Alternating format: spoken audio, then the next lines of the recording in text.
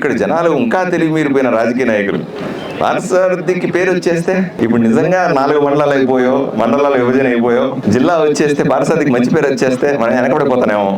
ఓరే పిచ్చనాయలారా, మీరే ముందుండ్రా, మొత్తం కిరీటాలు మీరే పెట్టుకోండిరా, నాకేం అక్కర్లేదురా నాయన, నాకేం వద్దు, నా కిరీటే వద్దు, అందరూ మీరే తీసుకోండి, మీ వల్లే వచ్చిందని కూడా చెప్తాను నేను కావాలంటే, నాకేం ఇబ్బంది ఏం లేదు. జిల్లా చేయండి, 4 మండలాలు చేయండి. మిగతా నియోజకవర్గాల్లో ఉన్నటువంటి ప్రజాప్రతినిధులు నిజంగా సెంటిమెంట్ ఉంటే, నిజంగా గుండెల్లో ఉంటే జిల్లా కావాలని రోడ్ల మీద కూర్చోవాలి కదా. అక్కడ శిబిరం వేశారు, శిబిరంలో కూర్చోవాలి కదా. ప్రజలు ఎవరు ఇంట్లో నిద్రపోతే ఎలాగా?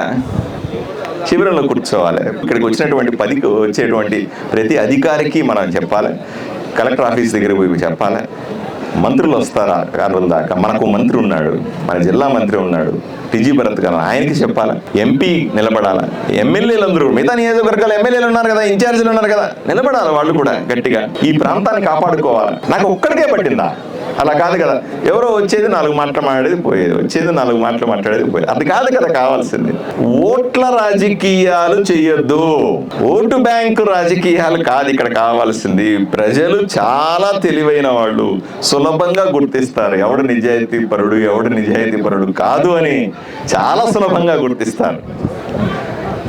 ప్రజలు అంత అమాయకులుగా అనుకుంటే వాళ్ళు పప్పులో కాలేసినట్టే.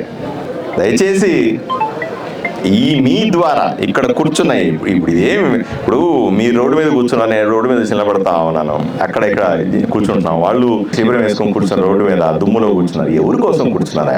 మీ ఇంట్లో పనులు ఇవన్నా, నా ఇంట్లో పని ఇదేమన్నా? ఊరి కోసం కదా మనం రోడ్ల మీద కూర్చుంటా, ఊరి కోసం కదా తినకుండా కూర్చుంటా, ఊరి కోసం కదా పోట్లాడతా, ఊరి కోసం కదా ఎవరన్నా పోయి అడుగుతా. నేను మాత్రం ఇంట్లో ఉంటాను, నేను మాత్రం రాజకీయ, మీరందరూ రోడ్ల మీద పోండి అంటే అదేం న్యాయం? ప్రతి ఓ వ్యక్తికి కూడా పట్టుదల రావాలా?